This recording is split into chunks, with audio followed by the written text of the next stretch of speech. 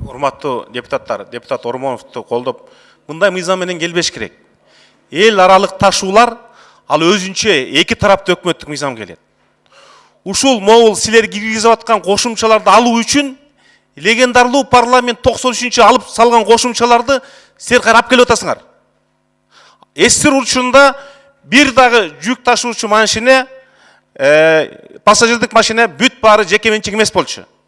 Азыр 1.300.000 автомобилди контролдойбуз деп, 1000 транспорт жартылай гаишник болот деп атасыңар. Мындай мыйзам менен келиш уят. Ошон үчүн бул мыйзамды токтотуш керек. Бул Кыргызстандын эли нааразычылыкка алып келе турган, жаңы коррупцияны алып келе турган, жаңы бюрократияны алып келе турган, жана жаңы мамлекеттик системаны күчөтүп, жеке ишкерликке бөгөт кое турган мыйзам. Ошон үчүн бул мыйзамды кароону токтотуп, Маматалиевдин мыйзамын карашыбыз керек. Сулайманов Бирбол, коллегалардын сунушун колдойм. Бул мыйзам элге каршы иштей турган мыйзам. Каныбек Капашев туура айтты. Министр азыр айтып атат, биз контроль кылышыбыз керек, көзөмөл. Сиз көзөмөлдөңүз өзүңүздүн замдарыңызды. Ишиңизди көзөмөлдөңүз. Сиз жолдогу транспортты көзөмөлдөгөнгө сиздердин жок укукту алайын деп атасыңар. Четинен камалып атасыңар коррупция менен. Ошолорду көзөмөлдөңүз. Менчикти муунтканды токтоткула. Бюрократияңар токтоткула. Бул дагы бир чоң схемага алып келип атасыңар. Болбогон мыйзам. Бул мыйзамды артка кайтарып буну жок кылыш керек. Бул мыйзамды карабаш керек. Сунуш Дастан Арысбекович, Каныбек Капашевдин сунушун добушка коюңуз. Бул мыйзамды такыр четке кагалы. Рахмат. Сунуш сизден келип түштү. Каныбек Капашев мындай сунуш кылбай эле кетти. Азыр сизден сунуш келип түштү. Добушка коёмун.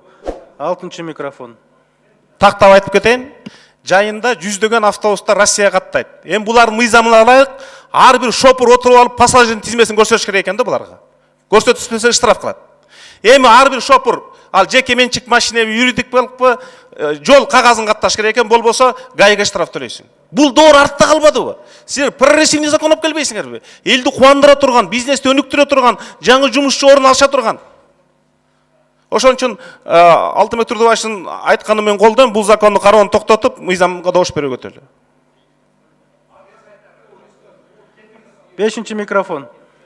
Урматтуу төрага, урматтуу депутаттар, мен дагы колдойм. Бул ошол берилерди алып салыш керек такыр. Же болсо кайра иштеп чыгып алып келиш керек. Бул азыр четке кагуу керек. Экинчиси, бул жерде министр мырза отурат. Урматтуу төрага, сизге дагы кайрылам. Президенттин өкүлү, өкмөттүн өкүлү. Ирандын территориясында бүгүнкү күндө 70тен ашуун Кыргызстандын жүк ташуучу машиналары турат чек арада.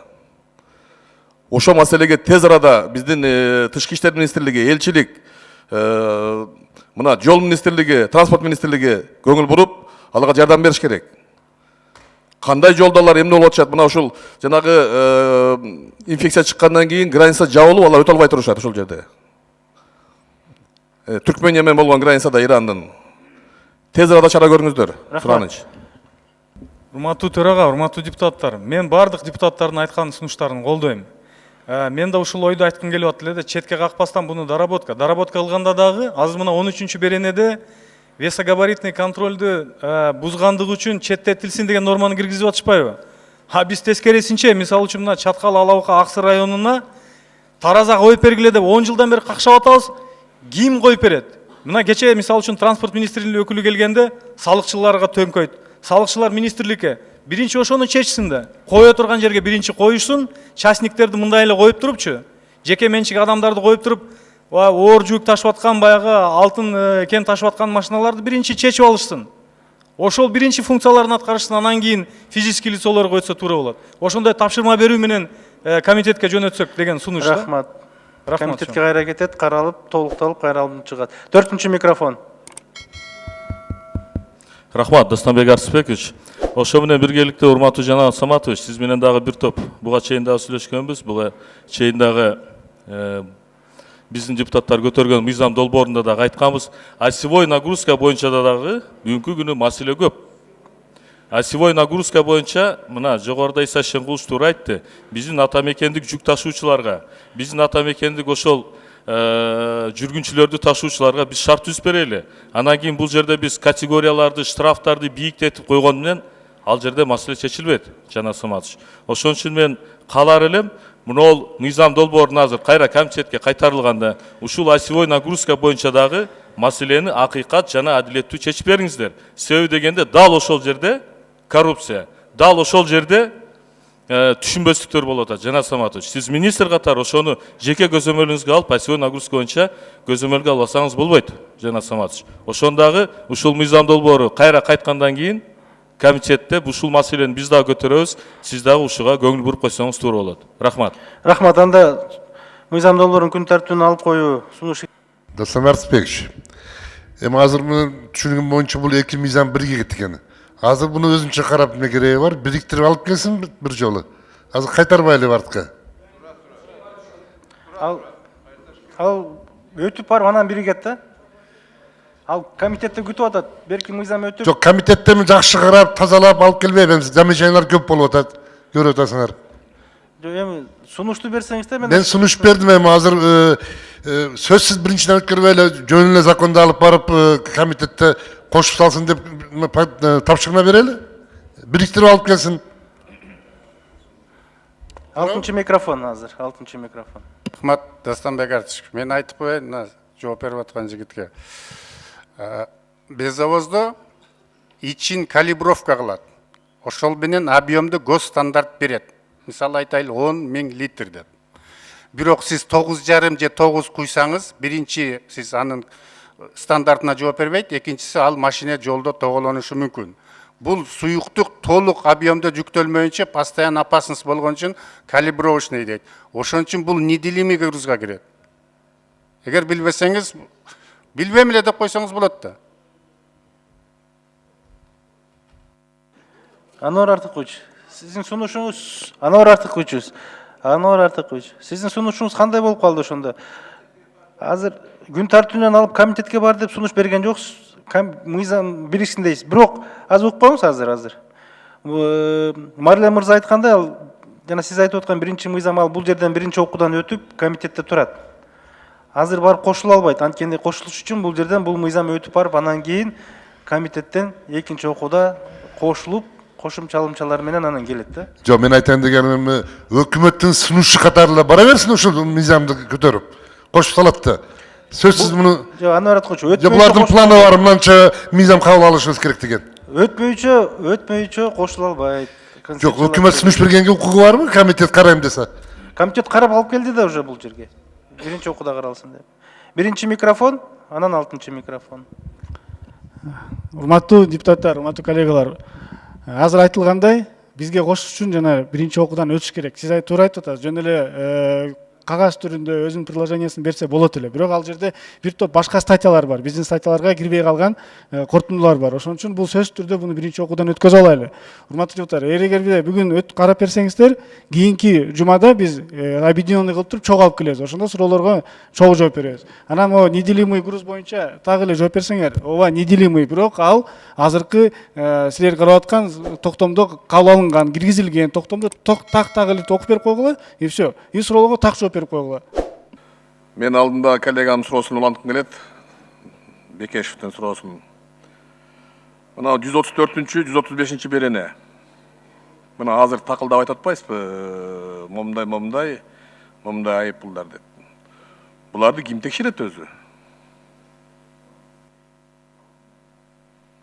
Буларды азыркы учурда биз текшеребиз, автомобиль, суу транспорт жана салмактуу өлчөм көзөмөлдөө агенттигинин инспекторлору текшерет. Так, кантип текшересиңер? Мына юридикалык жактарды жакшы, жеке ишкерлерди кантип текшересиңер? Алардын өздөрүнө жазабы жанагы путевой листтерди? Путевой листтер булар эгерде өзүнүн машинеси болсо путевой листтер жок болот. Эгерде жеке менчик өзү жүк ташып баратса, же болсо кандайдыр бир өзүнүн иши менен кетип баратса, алга путевой листтин кереги жок. Бул жерде коммерческий перевозкаларга керек да. Жеке ишкер коммерческий перевозка кылып атат, ал кантет анда?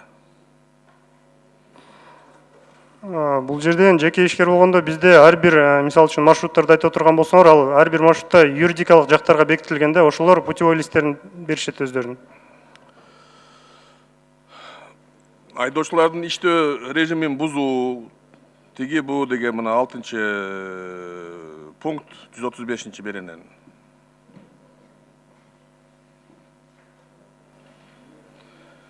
эс алуу режимдерин каттоо, мына ички каттам Бишкек Ош таксисттерди кантесиңер?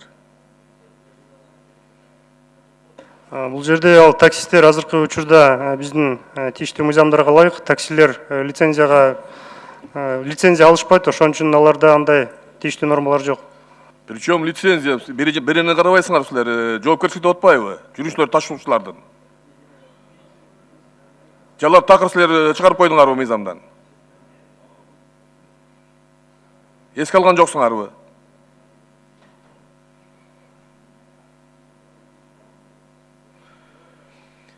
Биздин комитет 1 жыл мурун көчмө жыйын кылган ушул иштер боюнча. Батыш автовокзалында, Чыгыш автовокзалында ушул маселелер коюп тапшырма берилген болчу. 1 жыл эчтеке кылган жоксуңар, мыйзам алып келдиңер штрафтар боюнча. Эмне иш кылдыңар 1 жылда мына комитеттин чечимдерин айтыңызчы?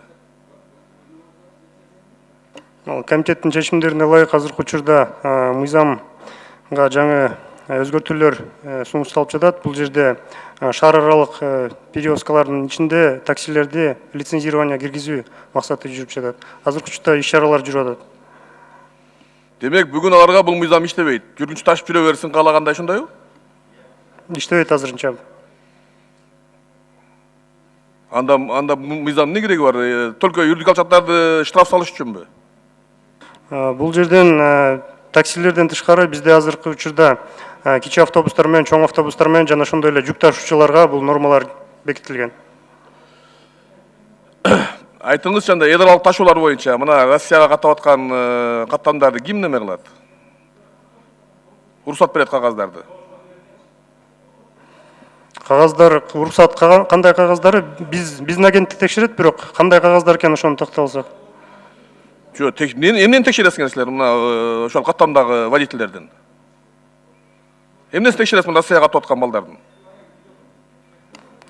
Азыркы учурда ушу биз көрсөтүлүп аткан беренелердин баарын тең ушу эл аралык каттамдарды дагы ички жүргүнчүлөрдү дагы бүт баарына тийиштүү болот да булар.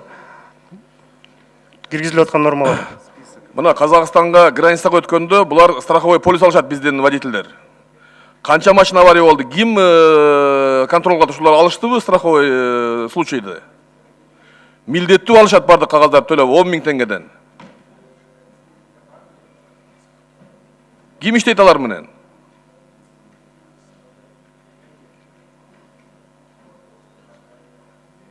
Ал страховкалар боюнча бизде азыркы учурда мыйзамдарга ылайык страховканы жүргүнчүлөрдү ташуу учурунда страховка киргизилген. Бул жүргүнчүлөрдү ташуу учурунда страховканы биздин кызматкерлер текшерет жана ошондой эле ГАИ кызматкерлери текшерет азыркы учурда. Урматтуу төрага, урматтуу депутаттар, такыр даярдык жок, өздөрү да билбейт эмнени алып келгендигин. Могул пункттарды алып салыш керек бул мыйзамдан.